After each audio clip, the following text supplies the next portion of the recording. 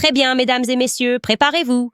Je vous le dis, préparez-vous. Nous avons un épisode explosif aujourd'hui. Et en fait, je devrais dire que c'est un épisode non explosif et vous allez comprendre pourquoi. Nous allons entrer directement dans le vif du sujet, car après l'épisode d'hier, nous avons été contactés par plusieurs personnes avec des informations et il est temps d'affirmer sans équivoque que la citation sur le cou en acier ne vient pas du chirurgien. D'accord, et ce n'est pas tout, c'est même étrange. Il est étrange que des agents fédéraux aient, selon moi, été trop impliqués à l'hôpital. Quand je vais vous raconter cette histoire, vous allez en rester bouche bée. Nous avons également des photos inédites du véhicule. Je sais que j'ai l'air d'un agent fédéral en disant ça, dans lequel Charlie a été transporté à l'hôpital lorsqu'ils essayaient de lui sauver la vie. Je vous le dis, de mon point de vue, toutes ces pistes s'accélèrent. La raison à cela, c'est que le grand public n'est en réalité pas préparé à ce qui est clairement une opération psychologique de niveau militaire, avec des influenceurs et des activités coordonnées sur les réseaux sociaux. Nous sommes tellement déçus, c'est fini. Je ne regarderai plus jamais cette émission. Candace a pris de l'argent. Les gens voient ce que vous faites, les fédéraux. Ils le voient, je le vois. Et maintenant, on va devoir, vous savez, passer à la vitesse supérieure aujourd'hui. Bienvenue à nouveau sur Candace.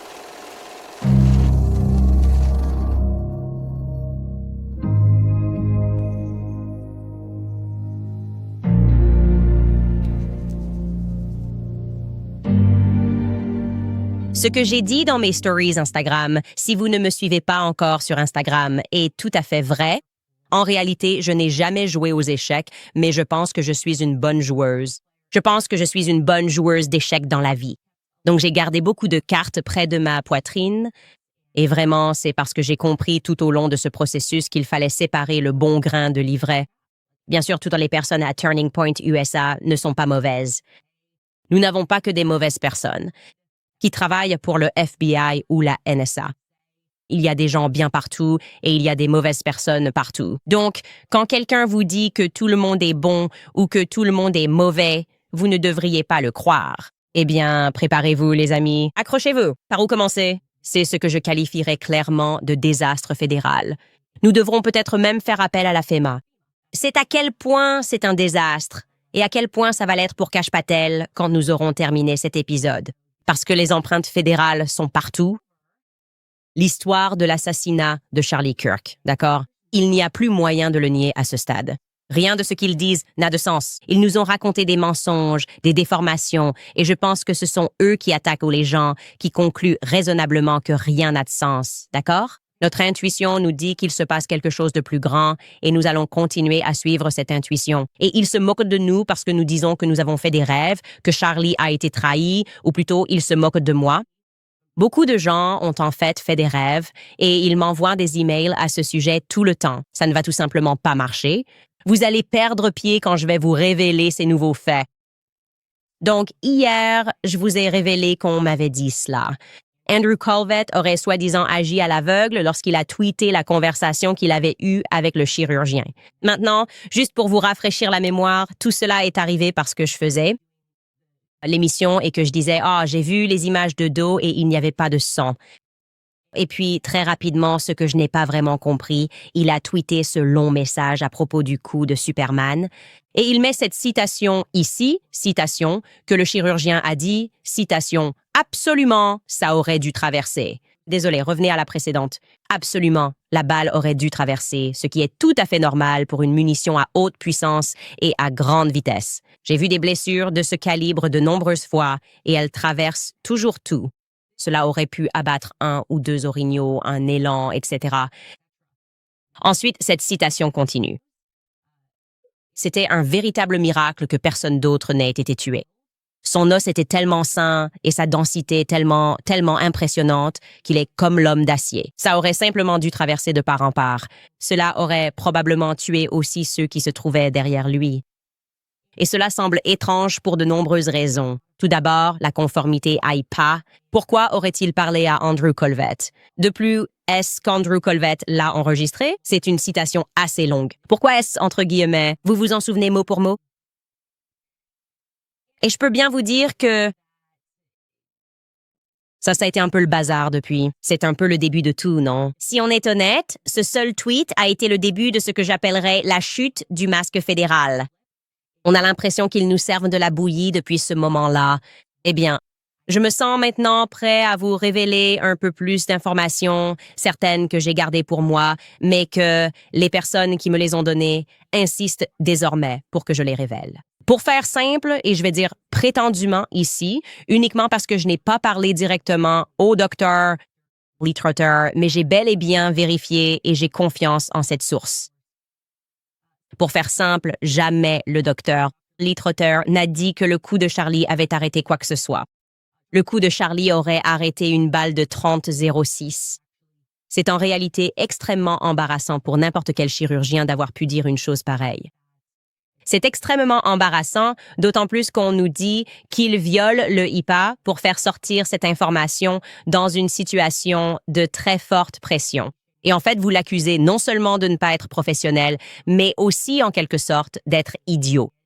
Et vous pouvez imaginer que cela a mis beaucoup de stress inutile sur la famille du chirurgien, car beaucoup d'entre eux ont été injustement impliqués dans une dissimulation.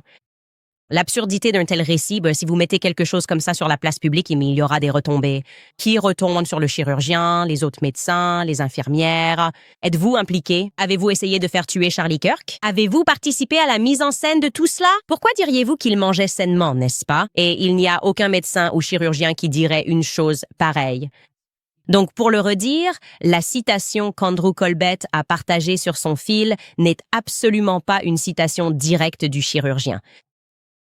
En réalité, ce qu'on m'a dit, c'est que ce que le chirurgien a communiqué très clairement à Andrew, et oui, il est absolument vrai que le chirurgien, le docteur Lee Trotter est chasseur, il a donc de l'expérience avec les balles. Il a indiqué qu'il s'agissait probablement d'une balle à fragmentation.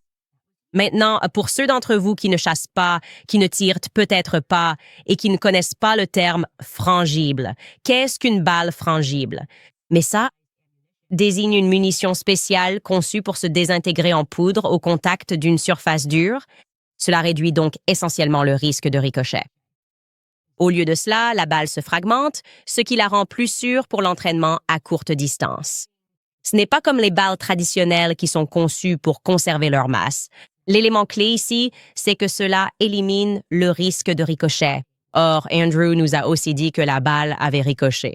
Donc, ce que nous avons ici, c'est une contradiction dans les déclarations. On nous dit qu'Andrew Colbert était dans le flou, a publié ce tweet disant que la balle avait ricoché vers le bas dans son estomac, peu importe. Et je vous dis que de l'autre côté, nous avons des personnes proches du chirurgien qui affirment. Il n'a rien dit de tel et au contraire, il a dit qu'il s'agissait probablement d'un éclat de balle. Que devons-nous penser de cette divergence? Je n'en sais rien. Pas de reste, mais je vais passer à autre chose parce qu'il y a un autre élément qui est captivant et intéressant, quelque chose d'inhabituel, qui se serait apparemment produit à l'hôpital. Maintenant, je veux être clair.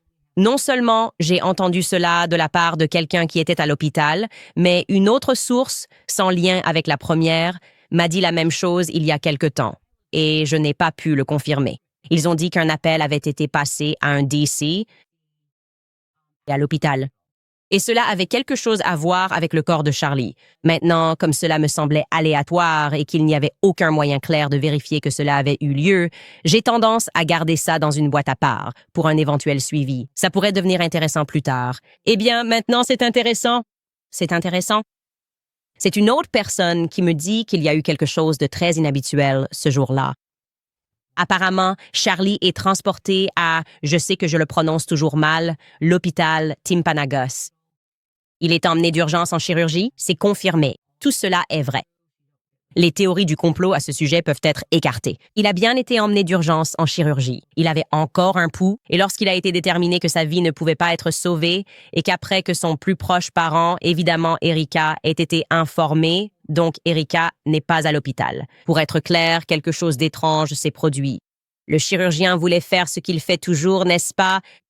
Il voulait nettoyer Charlie avant que sa femme n'arrive à l'hôpital, sauf qu'il en a été empêché. Par des agents fédéraux qui étaient déjà présents à l'hôpital, ils l'ont formellement empêché de retourner dans la salle d'opération chirurgicale. Cela l'aurait apparemment mis très en colère. Cela n'était jamais arrivé auparavant. C'est inapproprié. Il semble inapproprié que des agents fédéraux disent « Vous venez de lui sauver la vie, mais vous n'êtes pas autorisé à retourner en salle d'opération. Personne n'est autorisé à accéder à ce corps. » Et ce médecin est bien connecté, il est là depuis longtemps, il a des contacts et il se dit ridicule. Je retourne. Je veux le rendre présentable pour que sa femme puisse venir, etc., etc. Je paraphrase ici. Vous pouvez imaginer la scène. Et donc, il n'accepte pas un non comme réponse et il passe un coup de fil. Je suppose que cette personne n'a pas dit que c'était un appel à Washington, mais a dit que c'était probablement un appel à quelqu'un de politique. Et quelqu'un de très haut placé a alors ordonné aux fédéraux de se retirer et de le laisser faire ce qu'il avait toujours fait, c'est-à-dire s'assurer que Charlie soit présentable pour que sa femme puisse le voir. C'est un peu étrange.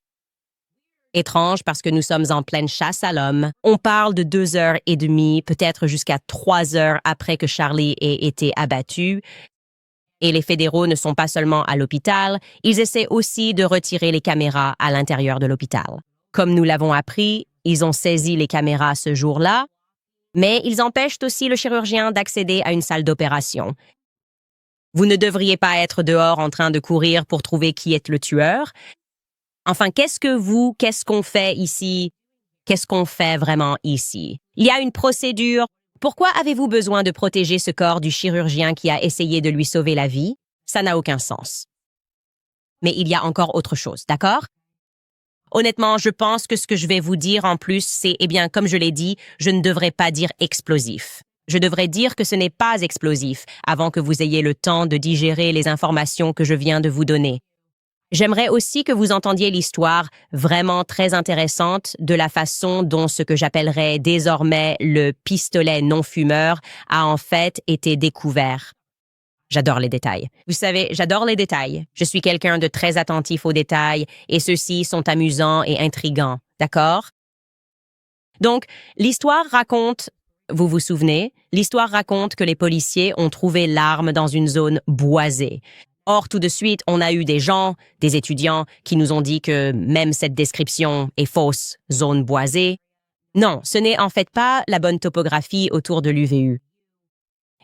Chose intéressante, l'endroit exact où l'arme a été retrouvée est plutôt décrit comme un terre-plein entre 2 routes. Je crois que je vous ai montré cette vidéo de l'endroit où ils ont trouvé cette arme. Ce n'était certainement pas dans les bois. Il y a quelques arbres et quelques buissons. Fait intéressant, avant que cette arme ne soit retrouvée, la zone avait déjà été fouillée. Non seulement par des policiers chevronnés qui m'ont expliqué que leur méthode consiste à se donner le bras. Ensuite, ils avancent un peu, vous voyez, vous avez déjà vu ça. Dans certaines émissions, c'est peut-être ce qu'ils ont fait. Ils sont venus, ils n'ont rien trouvé. Puis ils ont dit, nous ne sommes que des humains. Libérons les chiens détecteurs de bombes dans cette zone précise où finalement l'arme sera découverte plus tard. Les chiens détecteurs de bombes n'ont rien trouvé. Et voici pourquoi ce simple fait est particulièrement suspect selon les policiers impliqués. Et cela me fascine maintenant.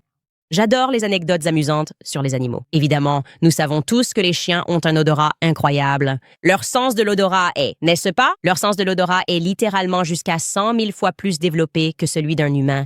Maintenant, au cas où vous ne le sauriez pas et je ne le savais pas, plus de 19 milliards de dollars ont été dépensés en recherche et développement de technologies capables de détecter des explosifs. D'accord? Plus de 19 milliards de dollars. Et pourtant, aucune technologie créée par l'homme ne s'approche de l'odorat d'un chien. En gros, ce que je veux vous dire, c'est que les chiens représentent la technologie la plus avancée dont nous disposons pour détecter des explosifs. Et les chiens renifleurs de bombes sont spécifiquement entraînés à détecter des explosifs, comme la poudre à canon. C'est pour cela qu'ils ont ces animaux dans les commissariats de police. Même un chien non dressé, comme votre propre chien, vous voyez, quand vous promenez un chien et qu'il capte une odeur, et vous demandez « Qu'est-ce ?» Rien n'est senti, ils peuvent détecter l'odeur d'une arme tirée. Des jours après usage, leur nez captera cette odeur. Un chien renifleur de bombes peut la sentir jusqu'à 1 semaine, n'est-ce pas? Peut-être même plus parce qu'ils sont spécifiquement entraînés. Et pendant ce processus d'entraînement, j'ai lu qu'ils recouvrent quelque chose de produits chimiques. Ils les entraînent. Donc, par exemple, après la pluie, évidemment, ils entraînent leur odorat à devenir de plus en plus fort. Après une semaine, après qu'un explosif ait explosé ou qu'une arme ait été tirée, ils pourront vous dire « la voilà ». Ils seront capables de retrouver cette arme. Je vous dis cela pour que vous puissiez comprendre. Si vous envoyez des chiens détecteurs de bombes pour trouver une arme qui vient tout juste d'être tirée, il y a 1 heure par exemple, ce n'est même pas amusant pour eux. Ce n'est même pas intéressant. C'est ridicule. C'est comme si vous disiez à ce chien 1 plus 1 égale quoi? C'est trop facile. C'est ce qu'ils ont fait. Ils ont envoyé ces chiens détecteurs de bombes, ils sont allés dans la zone et ils n'ont rien trouvé. La technologie la plus avancée que nous ayons n'a rien trouvé. Au fait, ces chiens appartiennent au département du shérif de Pleasant Grove. Vous devriez le savoir. Donc, des officiers expérimentés, en plus des chiens, ont fouillé la zone et n'ont rien trouvé. Jusqu'à ce que, avançons un peu, il y ait tant de miracles dans cette histoire, avançons jusqu'à l'arrivée des fédéraux après que les chiens aient échoué, avec vous, les chiens. Et les fédéraux sont là, les agents fédéraux se promènent et posent aux policiers des questions étranges, comme « Oh, depuis combien de temps êtes-vous dans la police ?» Et ce qui se passe ensuite, c'est que les agents fédéraux dirigent 3 policiers. Qui? On m'a dit qu'à eux 3, ces agents avaient moins d'1 an et demi d'expérience dans la police, d'accord? Ces agents sont donc vraiment tout nouveaux, tout frais, comme tout le reste dans cette histoire. Et les agents fédéraux leur demandent spécifiquement « vérifiez encore là-bas, vérifiez encore là-bas, juste là, parce que je ne fais tout simplement pas confiance à cette technologie ultra sophistiquée qu'est le flair d'un chien. Et vous, monsieur, vous 3, allez voir s'il pourrait y avoir quelque chose par là-bas. On ne peut pas faire confiance à ces nez 100 000 fois plus puissants. Vous êtes humain. Allez-y, prenez la tâche en main. Et les gars, vous n'allez pas me croire. Le nez qui est entraîné à détecter la poudre à canon, les explosifs, les matières combustibles, il obtient un 0. Mais tenez-vous bien, ces policiers, bam, voilà l'arme. On a trouvé l'arme. Il n'y a aucune tricherie ici. On a réussi. Autant se débarrasser de ces chiens, non? Ils sont complètement inutiles, ces chiens autour de nous. J'ai les noms des officiers qui ont participé à cette découverte. Je n'ai pas l'intention de révéler ces noms pour le moment, parce que j'aimerais essayer de les contacter sincèrement. Et aussi parce que j'ai besoin de faire des recherches sur eux, parce que je suis comme ça et j'ai besoin de savoir qui sont leurs arrière-grands-parents. J'ai besoin de tout savoir sur ces officiers. Ce n'est pas le seul chien dans cette histoire. Ensuite, il y a Freya. Freya est un chien policier. Et on m'a dit que, et s'il vous plaît, corrigez-moi. Bon, en fait, ne le faites pas. S'il vous plaît, ne m'envoyez pas 1 million d'emails si je me trompe sur ce petit détail. Mais d'après ce que j'ai compris, les chiens policiers sont différents des chiens détecteurs de bombes. Et les chiens policiers sont dressés pour, par exemple, détecter la drogue et peuvent sentir une personne. Bon, peu importe. Freya, dans cette histoire, est un chien policier. D'accord. Et c'est précisément elle, la chienne, qui a reniflé le chemin menant au toit du Losse Center, là où Tyler Robinson, soi-disant, a tiré. Maintenant, au cas où, quand je vous dis ça, vous en concluez logiquement que cela signifie que ils ont pris l'arme que les policiers ont trouvée, ils l'ont donnée à Freya, et Freya a senti l'arme puis a dit « c'est parti » et les a menés jusqu'au toit. Je veux que vous sachiez que vous auriez tort, parce que tout dans cette histoire doit être exceptionnel. Tout dans cette histoire doit être différent, spécial et unique. En réalité, ils n'ont donné aucun objet à Freya, mais ont plutôt réalisé ce qui m'a été décrit comme une trace olfactive condensée. Donc c'est différent. D'après ce que m'ont dit les policiers, Freya a essentiellement suivi la trace olfactive depuis le bas de l'immeuble, là où on a vu une personne sauter, n'est-ce pas? Et jusqu'au sommet de l'immeuble. Donc Freya a pu en conclure. C'est en fait comme une trace olfactive cible indiquant que la personne qui a sauté ici venait d'en haut. Je veux être clair. J'entends cela de la part de plusieurs officiers qui ont participé à la traque, qui m'ont contacté depuis le tout début et ont dit que tout était étrange. Tout était anormal. Nous avons eu l'impression d'être envoyés sur de fausses pistes, comme une chasse à l'oie sauvage organisée par les fédéraux. Et les fédéraux dirigeaient, en quelque sorte, l'opération. C'est beaucoup d'informations que je viens de vous donner. Nous ne faisons que commencer, car il y a encore une chose que j'aimerais partager avec vous avant que nous fassions une courte pause. Maintenant, c'est quelque chose que je ne peux pas confirmer avec, disons, la certitude habituelle que j'ai, mais il me semble important de le dire parce que j'espère que, puisque un ou deux officiers ont eu du courage, et j'entends les rumeurs. Mais je veux confirmer, j'espère que quelqu'un va se manifester, peut-être même l'officier directement impliqué dans cette affaire, qu'il se manifestera et me contactera. Mais j'ai reçu il y a quelque temps un tuyau de la part de quelques policiers, une information que j'aimerais confirmer, mais je pense qu'il est important de la rendre publique. Après que nous ayons révélé l'affaire des locations de Toyota, je vous ai donné la description exacte. Je vous ai aussi donné les plaques, mais cela pourrait ne pas être pertinent car si on a affaire à des fédéraux, ils changent évidemment les plaques. Quoi qu'il en soit, il y avait des gens bien dans le service de police qui se souvenaient, et j'ai bien confirmé, je parle au moins avec des personnes du service de police, qui se souvenaient de quelque chose d'étrange qui s'est produit ce jour-là, impliquant un Toyota RAV4 blanc. L'histoire raconte que, évidemment, tout le monde a les yeux grands ouverts, à l'affût de tout ce qui pourrait sembler inhabituel, cherchant le suspect lors de cette chasse à l'homme. Et il y a un officier qui intercepte une voiture en excès de vitesse peu de temps après que le coup de feu ait été tiré. Et cet officier en est convaincu. C'est le tueur. Je vais me lancer à la poursuite de ce tueur. L'officier arrête le Toyota RAV4 et lorsqu'il arrive à la fenêtre, le conducteur du RAV4 brandit un badge du FBI. Je vous dis exactement ce qui m'a été communiqué et j'aimerais confirmer cette histoire. Parce que c'est assez explosif si c'est vrai. Si un Toyota RAV4 a été arrêté, comment pouvons-nous obtenir cette information? Faut-il faire une demande FOIA? Je ne sais pas. C'est pour ça que j'en parle parce qu'il y a peut-être un moyen de contourner ça.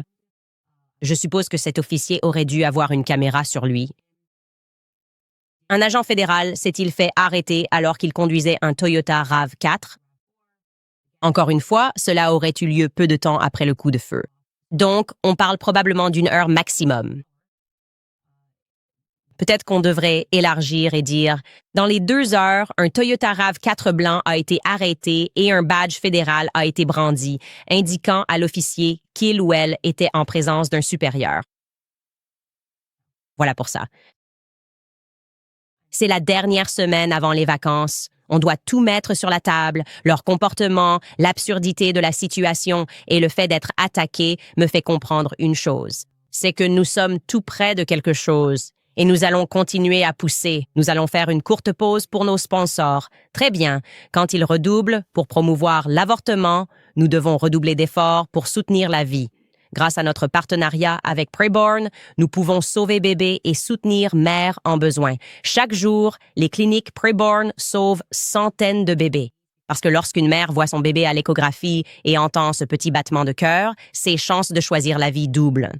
Et en ce moment, grâce à leur généreux programme de dons jumelés, votre don sera également doublé. Cela signifie plus d'échographies, plus de vies sauvées et plus de mères à qui l'on aide. Elles reçoivent également des couches, sièges auto, accompagnement et soins jusqu'à 2 ans.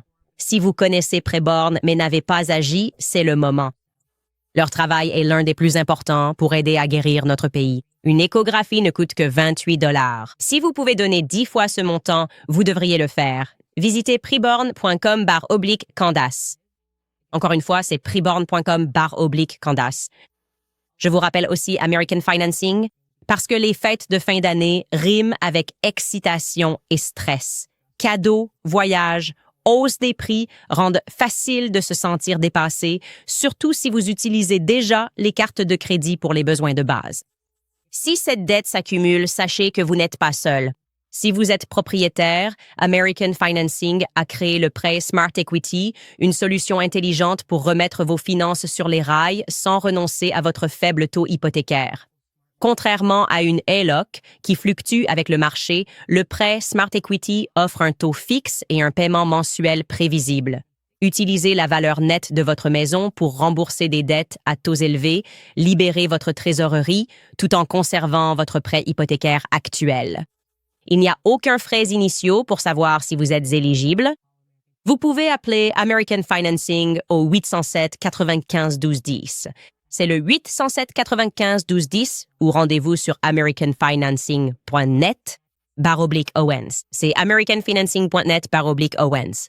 Si vous vous demandez où est le meilleur endroit pour regarder mon émission, avec les maîtres d'Alpatech qui décident de ce que vous êtes autorisé à voir ou quels sujets sont considérés comme acceptables, eh bien, la réponse est simple, c'est Rumble. Si vous n'y êtes pas déjà, sachez que Rumble est une plateforme vidéo de liberté d'expression où vous pouvez retrouver mon émission. Une communauté de créateurs indépendants, lassés de la censure, démonétisation, shadow banning, construit des audiences. Rumble accueille les plus grands directs politiques mondiaux. Les créateurs peuvent s'exprimer librement sans limitation de portée ni enfouissement par un algorithme idéologique. Et le meilleur, c'est de commencer, car cela ne prend qu'environ 10 secondes et c'est aussi totalement gratuit. Prenez votre téléphone, ouvrez l'App Store, Google Play, tapez Rumble, connectez-vous, cherchez Candace Owens et suivez-la pour ne rien manquer. Vous recevrez une notification à chaque fois que je serai en direct. Vous tenez à la liberté d'expression pour des plateformes respectant votre droit de penser par vous-même. Et si vous en avez assez que les géants de la tech décident, alors il est temps de faire ce changement. Votre voix compte et les plateformes que vous choisissez comptent. Passez à la bagarre aujourd'hui. Il vous suffit de cliquer sur le lien dans la description ci-dessous, de télécharger l'application et de nous rejoindre. Je vous verrai là-bas, je vous le dis, nous sommes engagés dans une lutte pour notre santé mentale. Ce sont des guerres psychologiques qu'ils infligent au peuple, et je n'en ai jamais vu de plus extrême que celle-ci. Charlie Kirk. Opération de dissimulation à laquelle se livrent les autorités fédérales. À ce propos, j'ai évidemment entendu les rumeurs selon lesquelles Dan Bongino, ce que Trump semble d'ailleurs avoir confirmé, va quitter le FBI. En tant que directeur adjoint du FBI, il va démissionner.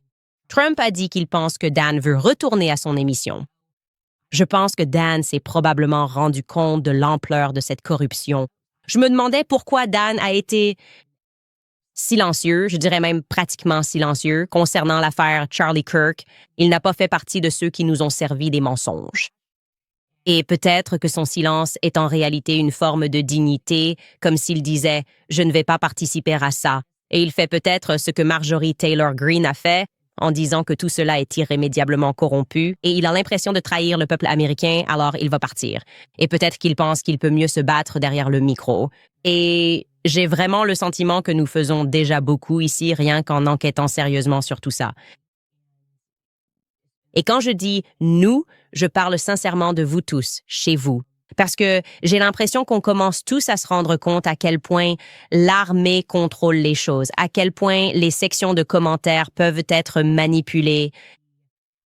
Je clique sur cette personne et elle vient tout juste de créer un compte. C'est une guerre contre votre esprit. D'accord, c'est une guerre contre votre esprit. Donc, pour rester sur ce thème de la corruption fédérale qui a eu lieu ce jour-là, une grande question, et il faut que je fasse plus de recherches à ce sujet, c'est que, en ce qui concerne, par exemple, qui conduisait et ce que tout le monde a dit ce jour-là. Mais qu'est-il arrivé à la voiture dans laquelle Charlie a été emmené à l'hôpital alors qu'il était encore en vie? Ou mieux encore, que pensez-vous qu'il aurait dû arriver à cette voiture? Ou que doit-il arriver à une voiture après qu'une personne a été assassinée dans une voiture? Ou, par exemple, saigne dans une voiture? Et il y a des preuves, j'aurais supposé que les fédéraux ont mis le véhicule en fourrière. On est d'accord? C'est ce qui semble se passer dans toutes les séries que vous regardez. Je regardais 48 heures. Il faut mettre le véhicule en fourrière pour pouvoir ensuite recueillir plus de preuves. Eh bien, la seule indication de ce que nous avons appris de la part des personnes qui étaient réellement dans ce véhicule ce jour-là vient de Frank Turek. Et il en parle avec Megyn Kelly, expliquant qu'il a récupéré son sac à l'hôpital après que le FBI, a inspecté le véhicule. Je ne veux pas lui prêter des propos qu'il n'a pas tenus. Écoutons ce que Frank Turek avait à dire. Ils ont délimité le véhicule que nous avons sorti de là comme une scène de crime. Je ne sais pas pourquoi. Ce n'était pas vraiment une partie de la scène de crime. Donc, nous ne pouvions pas entrer dans le véhicule tant que le FBI ne l'avait pas inspecté. Et il se trouve que sous Charlie, sur la banquette arrière, entre les deux sièges baquets, se trouvait mon sac d'ordinateur. Donc tout était là. Je ne pouvais aller nulle part. Mon portefeuille était dedans. Je n'allais nulle part, mais je devais entrer le récupérer. Quand ils ont finalement donné le feu vert, je suis monté dans la voiture.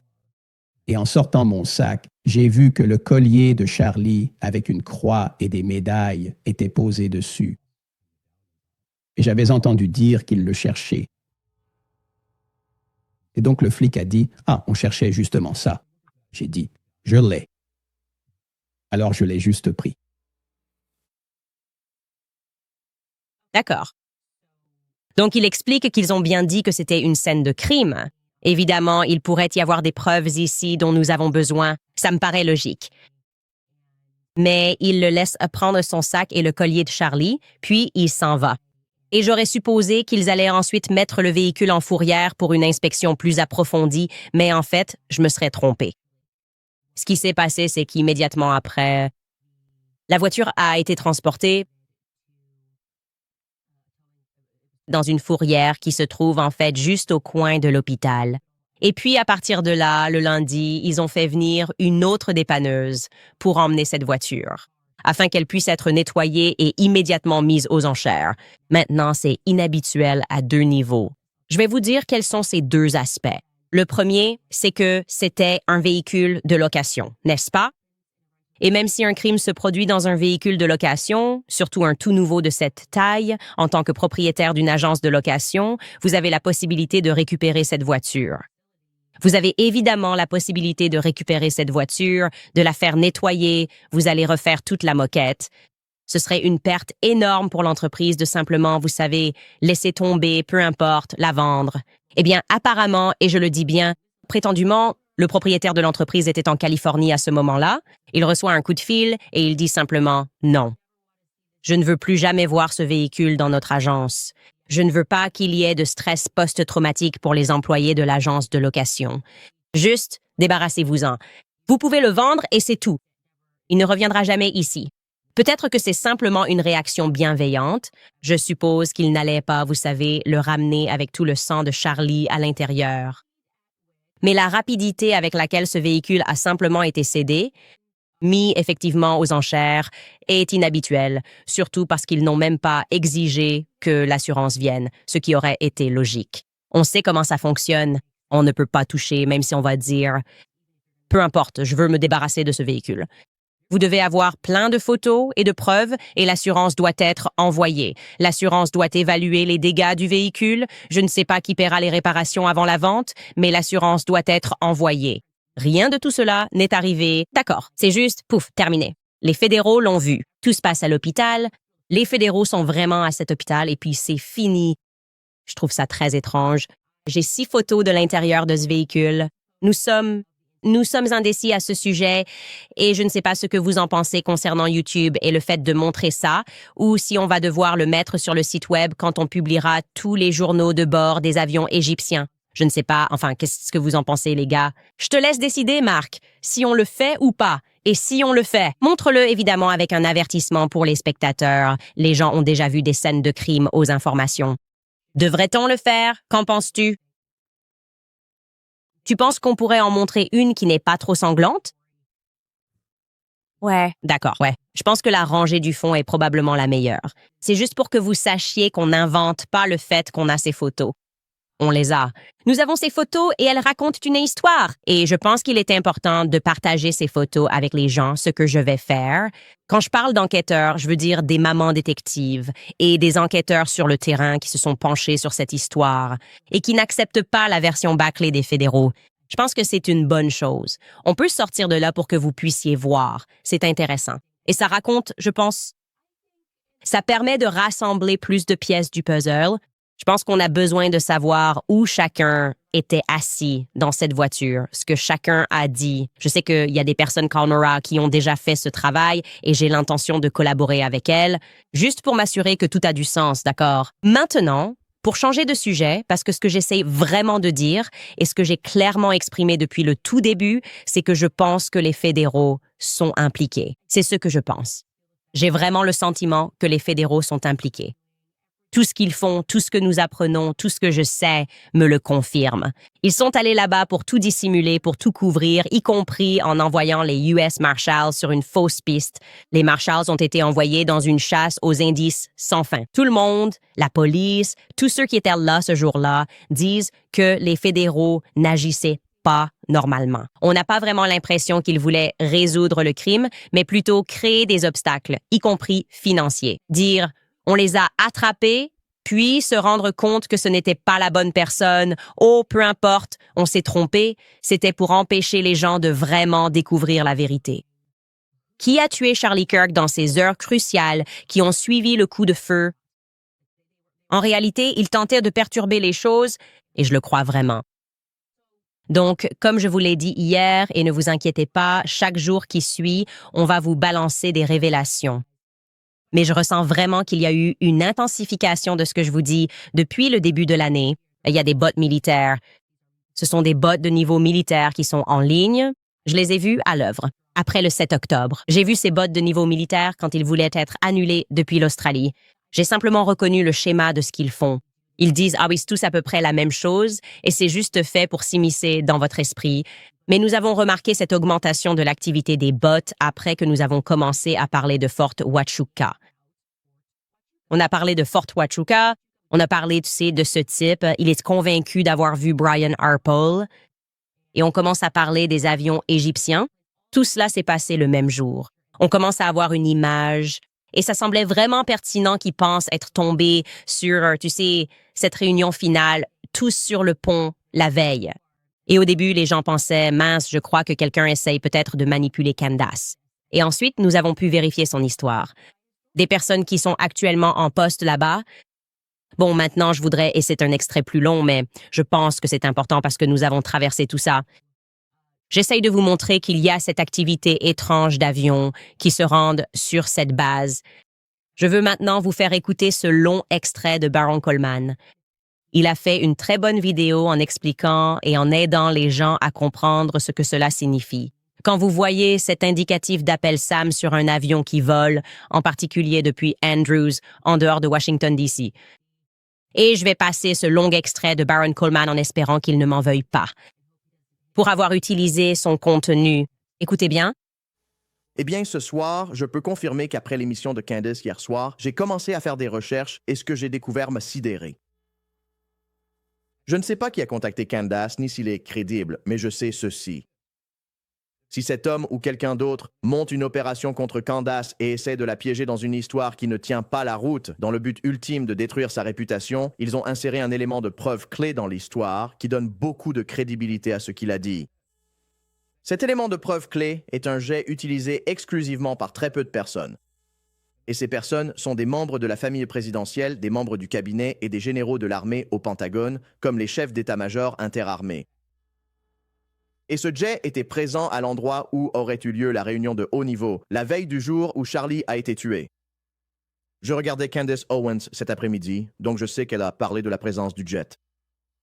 Je vais aller plus loin dans cette histoire, mais je vais d'abord récapituler pour ceux qui ne connaissent pas l'affaire et j'ajouterai de nombreux détails qu'elle n'a pas rapportés.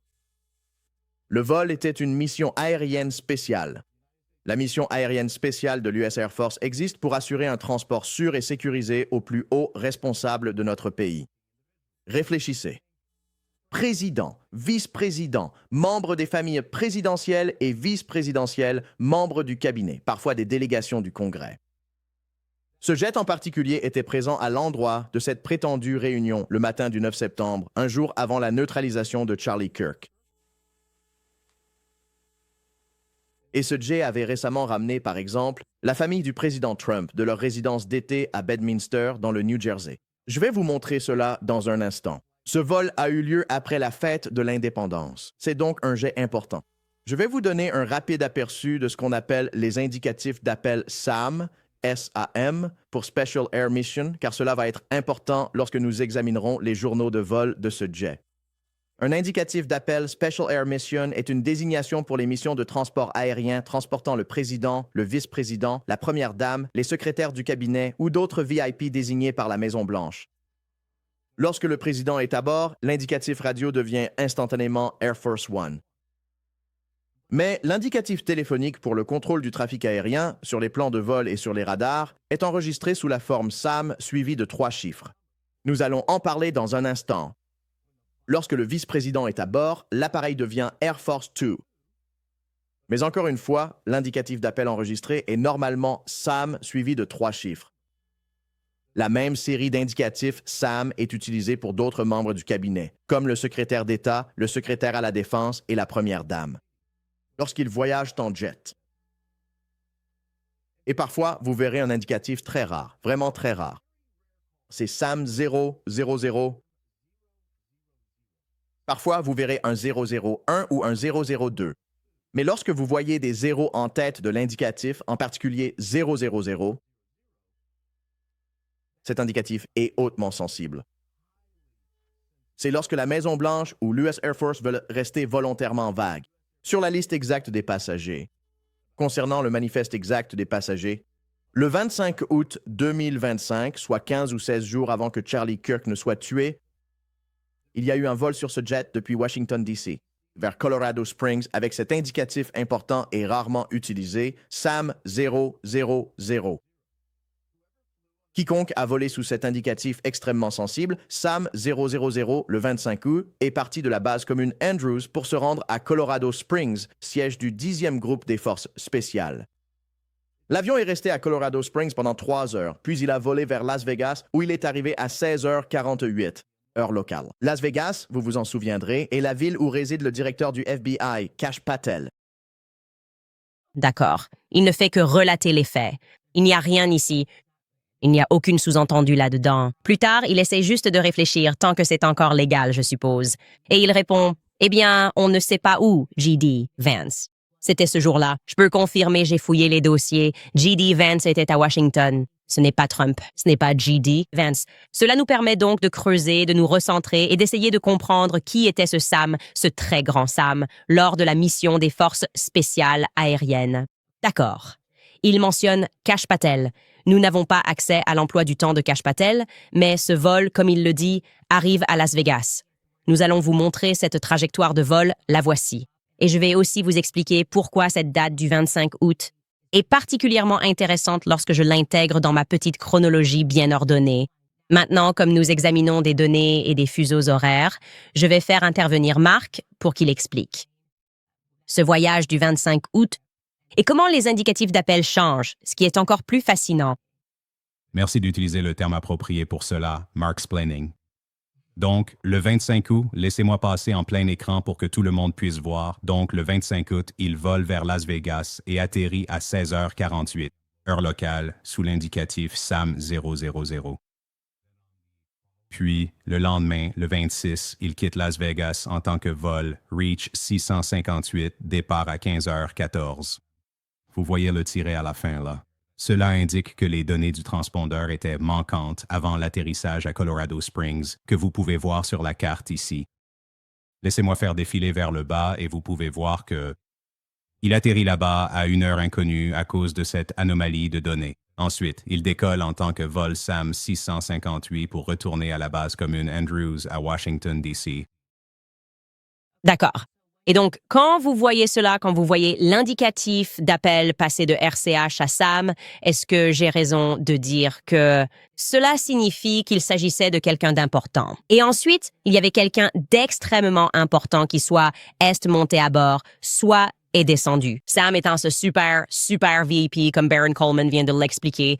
Est-ce une description juste? Je dirais que oui. La désignation de mission aérienne spéciale est généralement utilisée lorsqu'il y a des personnes très haut placées ou très importantes à bord.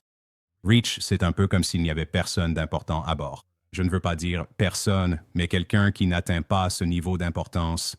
Et puis l'autre indicatif que nous avons vu, c'est Vénus, qui est un désignateur pour un vol vide, à l'exception des pilotes. D'accord. Donc, pour revenir à cela, juste pour que vous puissiez voir, en regardant cette date du 25 août, voilà ce que nous voyons. La personne arrive à Colorado Springs. Alors, pourquoi cette date est-elle intéressante? Eh bien, nous allons revenir sur la chronologie et je vais d'abord vous rappeler une chose importante. Brian Harple, lorsqu'il s'assoit avec Sean Ryan, nous dit qu'ils ont commencé les préparatifs pour l'événement UVU. Et si je parle de Brian Harpwell, bien sûr, c'est parce que notre témoin oculaire nous a dit qu'il avait vu Brian Harpwell. Il est convaincu d'avoir vu Brian Harpwell sortir de cette réunion de hauts responsables le 9.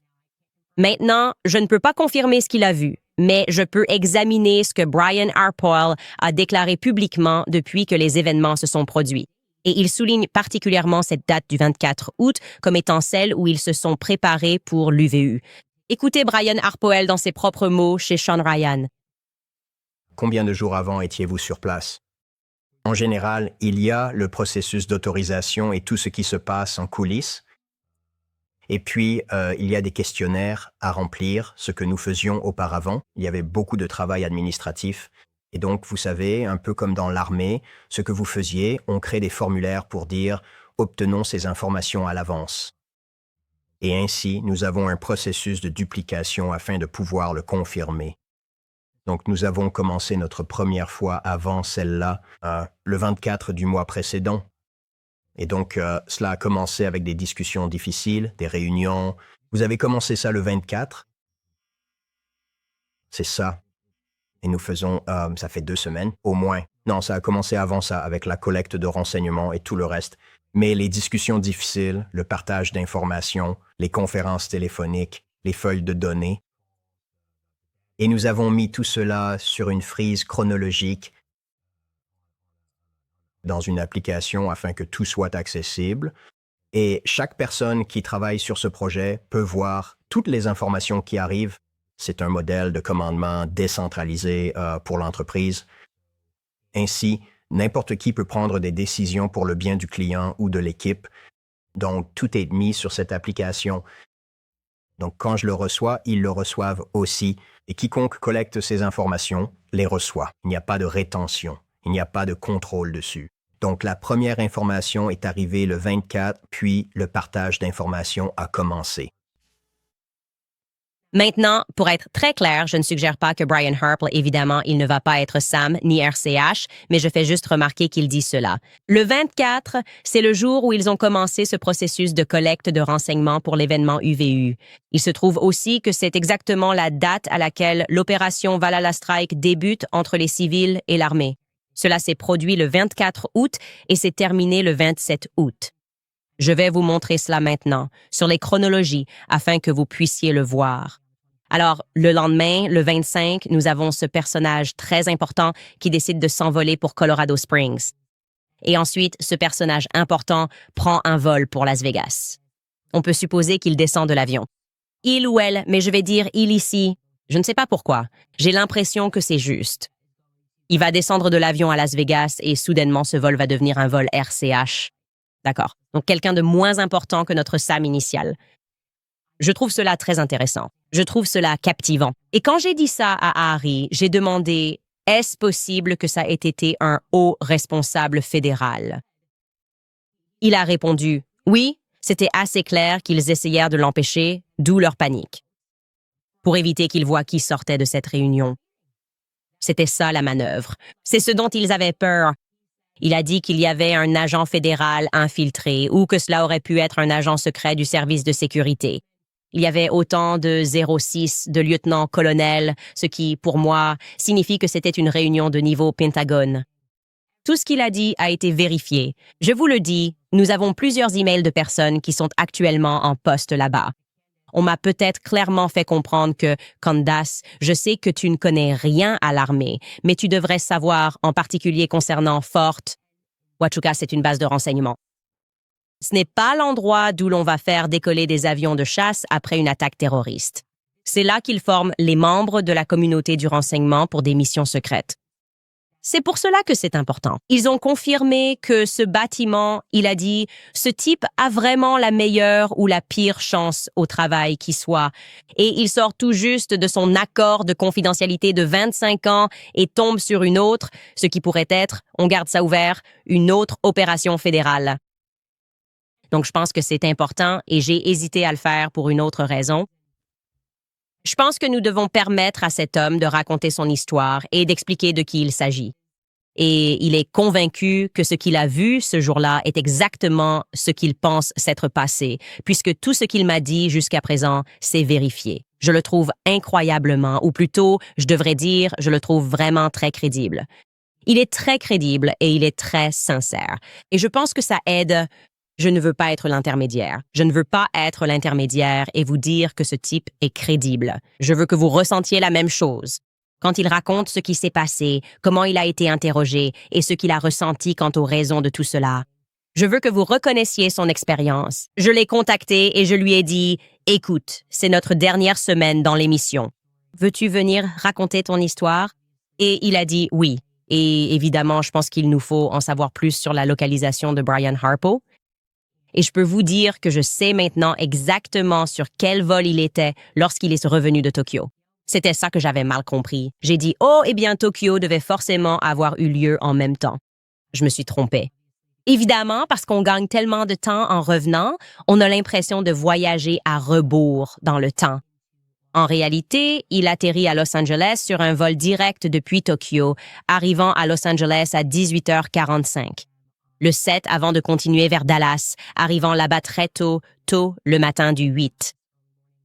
Il est possible que Brian Harpold puisse assister à cette réunion.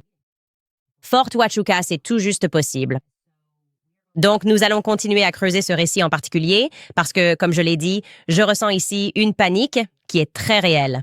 Et je n'ai jamais vu ce genre d'attaque psychologique soutenue contre mon caractère, c'est-à-dire qu'ils sont maintenant littéralement en train de faire de la fanfiction. Ils inventent simplement des choses tous les jours. Je me réveille et je me dis, je ne sais même pas de quoi il s'agit.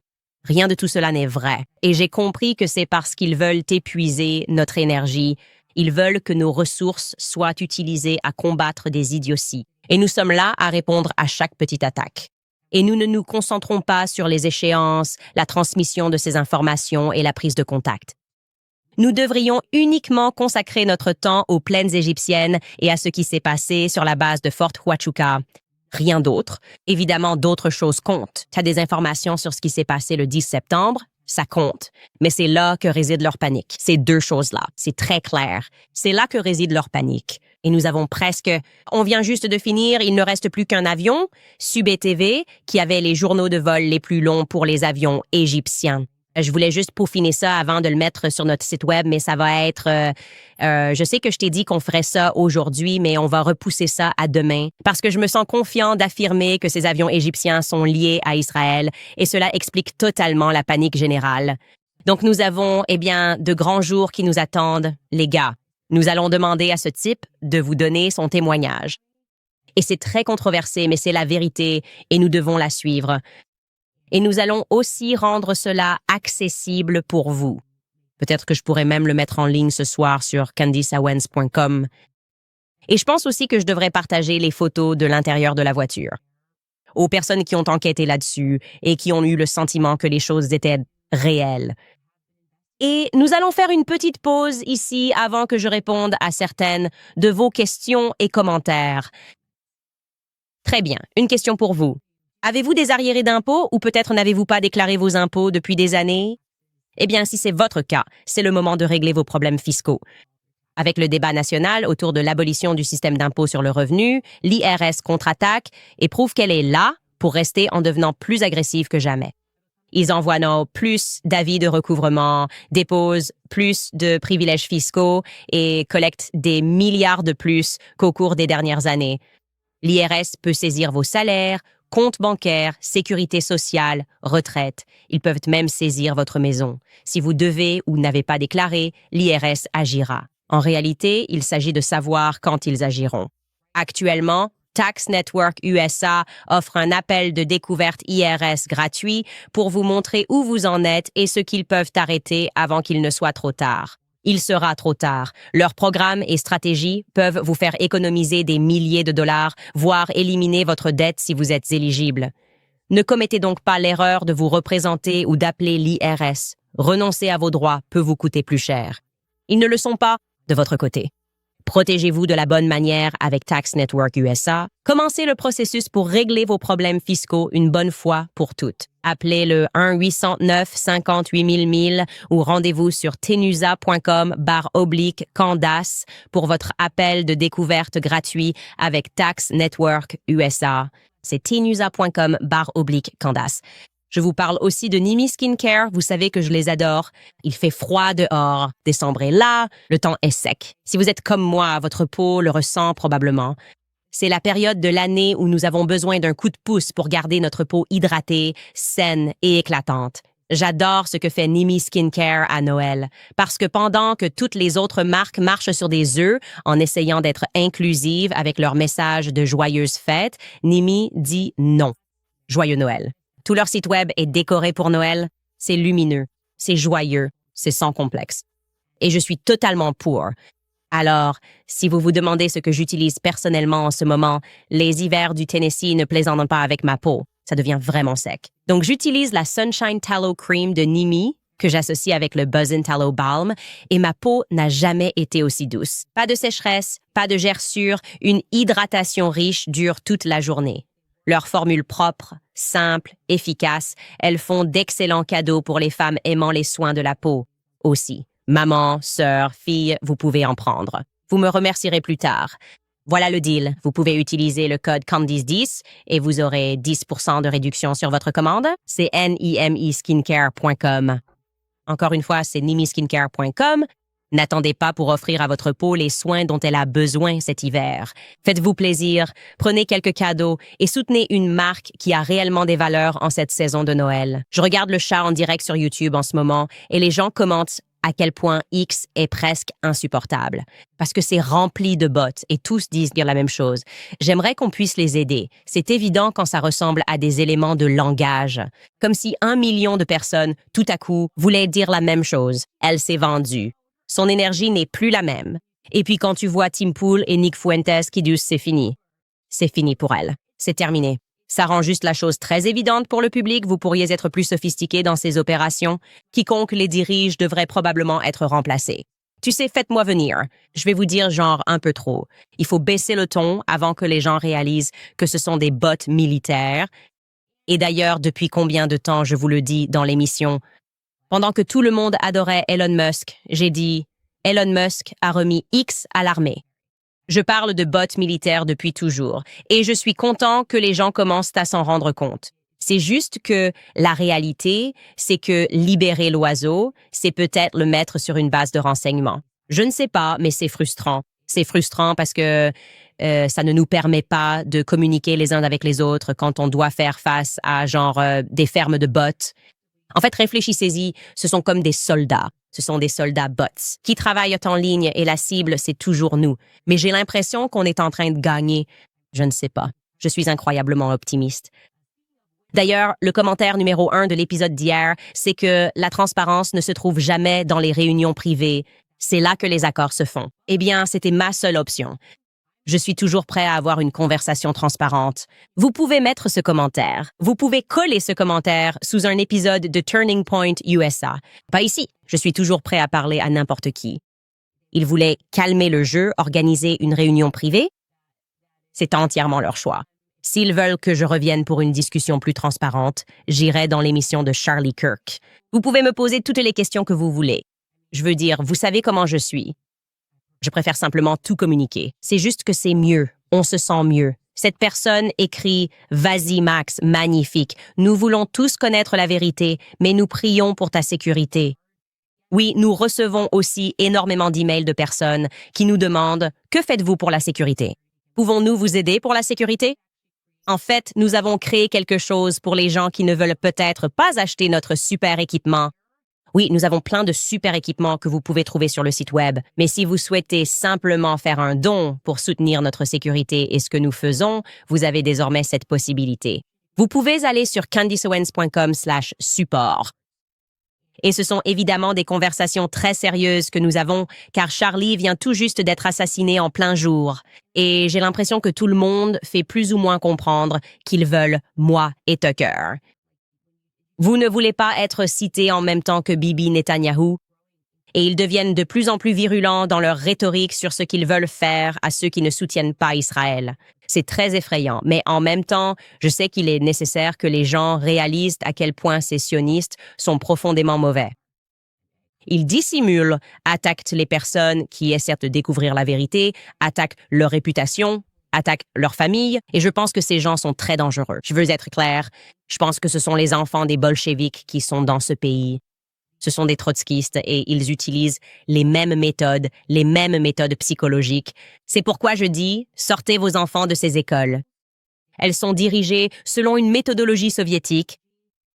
Bref, aussi, si vous voulez soutenir l'émission de façon vraiment sympa, vous pouvez aller acheter mon livre. Je vous le dis, vous allez l'adorer. Une personne d'un magazine new-yorkais a trouvé ça hilarant, drôle, sans effort. Elle m'a demandé « Avez-vous l'intention que le livre soit aussi drôle ?» J'ai répondu « Non, le féminisme est drôle par nature.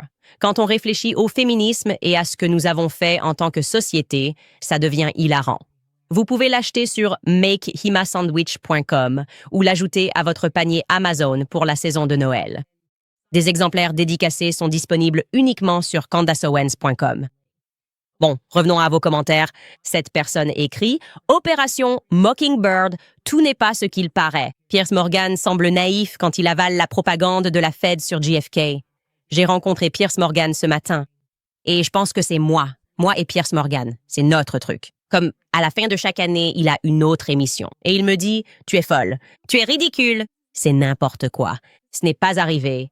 Mais il a atteint son apogée quand il a dit « Peut-être que JFK a vraiment été tué par Lee Oswald Harvey. » Et je le confrontais sur cette stratégie disant « Tu as mentionné les avions égyptiens, puis sous-entendu Turning Point USA. » Oui, et une grande conspiration d'ailleurs sera forcément multifacette. Il y aura plusieurs niveaux de personnes qui la couvrent, des gens impliqués dans le complot, des gens qui ont été incités par l'argent à garder le silence après coup. Il y a différents degrés de culpabilité. Et bien sûr, quand il s'agit de JFK, il y avait par exemple la mafia impliquée. C'était le cas. Des Cubains étaient impliqués, il y avait JFK. Je suis désolé, c'était LBJ qui était impliqué. APAC était sous-entendu, évidemment, ou quel que soit leur nom avant qu'ils ne deviennent APAC. Ils ont changé de nom après. Donc, cette stratégie qui consiste à faire semblant que, à moins que tu dises que c'est une seule personne avec une arme, alors ça ne peut pas être vrai, c'est complètement absurde. Cela défie le bon sens. Et nous avons du bon sens. Cette personne dit « Si jamais je prends une balle, je préfère avoir un ami qui pose 1000 questions et se trompe sur la moitié, plutôt que d'avoir 1000 amis qui ne posent même pas une seule question. C'est tellement bien dit. J'y pense souvent. Toutes les personnes sur la plateforme Charlie qui l'a aidé, que font-elles? Elles passent leur temps à m'attaquer parce que je pose des questions, sans même être capable de dire ce que j'ai mal fait. Et c'est ce qui a été extrêmement soulageant de s'asseoir et de les entendre reconnaître que ces mensonges étaient réels, malgré le fait que, pendant des mois, 3 mois, on avait juste l'impression d'être manipulé. J'étais là genre « Oh, je ne sais pas. Ouais, je ne sais pas. Candace est juste folle. Je ne sais pas pourquoi elle dit ça. Et je le dis parce qu'on ne devrait pas mentir, surtout après le plus grand assassinat politique depuis JFK et RFK. Genre, on va se demander pourquoi il pose ces questions, pourquoi il raconte ses mensonges. » Obstation écrit « Voici l'argent, Pierce. » Ouais, il parie toujours avec moi, il ne paie jamais. Je veux dire, il pense encore que Brigitte Macron est une femme qui ne veut tout simplement pas publier de photos d'il y a 30 ans.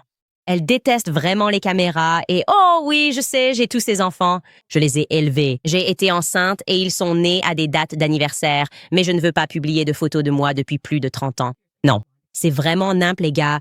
Soyez. Jake, Riley, remettrez-vous les preuves trouvées au tribunal? Sinon, comment voyez-vous l'intérêt de continuer à enquêter, sinon utiliser efficacement? Bien sûr que je la remettrai. Bien sûr. Pourquoi ne le ferais-je pas? Et si c'était juste pour moi? C'est eux qui agissent comme si ça n'existait même pas. Et j'ai dit cash. J'ai des preuves que la Légion étrangère française était sur place ce jour-là. Est-ce que Cash a donné des nouvelles? Et quand je dis Cash, je veux dire que j'ai contacté le FBI. Pas spécifiquement Cash. Rien. Mais il a répondu en ne répondant pas. Chez Megyn Kelly. Ils ne sont pas intéressés. À mon avis, ils ne sont pas intéressés parce qu'ils sont impliqués. Les fédéraux sont impliqués là-dedans de 1000 façons différentes dans ce qu'ils n'ont pas fait ce jour-là. Et ce n'est pas seulement mon opinion. C'est ce que je veux clarifier. Ce n'est pas juste Candace qui s'emporte et dit cela. C'est aussi ce que pense le public. C'est ce que l'absence de preuves montre et révèle au public. C'est ce que croient aussi les policiers qui étaient présents ce jour-là. Toutes les personnes impliquées à tous les niveaux disent que rien n'a de sens par rapport à ce qui s'est passé ce jour-là, à part les influenceurs. Oui, j'espère que tu te sens influencé à être idiot parce qu'ils ont quelque chose pour toi. Derpy Derp écrit « S'il te plaît, ne considère pas tes soutiens comme des bas. Tout le monde voit qu'Erika agit de façon suspecte, tout le temps, et tu ignores cela. Pourquoi? Le comportement de Mikey est la preuve la plus accablante de toutes. Je n'ai jamais ignoré cela. Ce n'est pas de cela dont nous parlions. Je disais, quand les gens disaient « Elle s'est vendue, elle a pris de l'argent », c'était évidemment juste répété encore et encore. Et cela contredisait totalement tout ce que j'ai dit hier. C'était une réunion de 4h30. J'ai 1 heure pour, en quelque sorte, vous raconter ce qui a été dit. Je ne minimise absolument pas le comportement de Mikey. Je vous ai donné ce qu'on m'a donné. C'est ce que vous vouliez. Quelle est leur excuse? Voici leur excuse. Je suis transparent avec vous et je vous dis ce qu'on m'a transmis. Je trouve cela particulièrement suspect que personne n'ait mentionné ni précisé qu'il s'agissait d'un appel à 3. L'histoire de Blake Neff est étrange. Il semble vivre un moment particulier. Il dit « Il faut que j'appelle Erika ». Pourquoi le dirait-il à Blake Neff alors qu'il est au téléphone avec sa femme? En fait, cela soulève encore plus de questions, non? Cela soulève plus de questions. Donc, et j'ai entendu tout ce que vous avez dit à propos d'Erika. Je vous ai répondu et je vous ai dit que quand Erika ment, je vais répondre à ce mensonge. Et c'est exactement ce qui s'est passé quand elle a lancé sa campagne de relations publiques et qu'elle a dit que Charlie n'avait envoyé de message à personne. La première chose que j'ai faite, c'est de dire « ce n'est pas vrai ».